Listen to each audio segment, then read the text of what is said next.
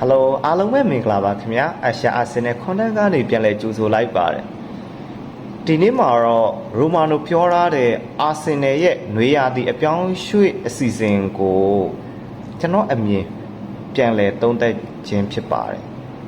ရိုမာနိုရဲ့အဆိုအရအာဆင်နယ်ဟာနွေရာသီမှာအနည်းဆုံးကစားသမား3ယောက်ခေါ်ယူဖို့စီစဉ်ထားပါတယ်ဦးစားပေးနေရာတွေကတော့တောင်ပန်တိုက်စစ်ဝင်ကကွင်းလယ်မင်းဖီတာနဲ့ညာနောက်ခံ right back ဖြစ်ပါတယ်အသင်းကစားသမားရောင်းချနိုင်တဲ့အခြေအနေပေါ်မူတည်ပြီးလဲဒီထက်ပိုပြီးတော့လဲဝင်နိုင်ခြေရှိတယ်ဒါဆိုရင်ဒီနေရာတွေအတွက်ဘယ်သူတွေဖြစ်လာနိုင်မလဲစဉ်းစားကြည့်အောင်ပထမဆုံးတောင်ပန်တိုက်စစ်ကဘယ်သူဖြစ်လာမလဲလက်ရှိထွက်နေတဲ့သတင်းတွေအရအာဆင်နယ်ကမော်ကန်ရောဂျာကိုအရန်စိတ်ဝင်စားနေတယ်ရောဂျာရဲ့အားသာချက်က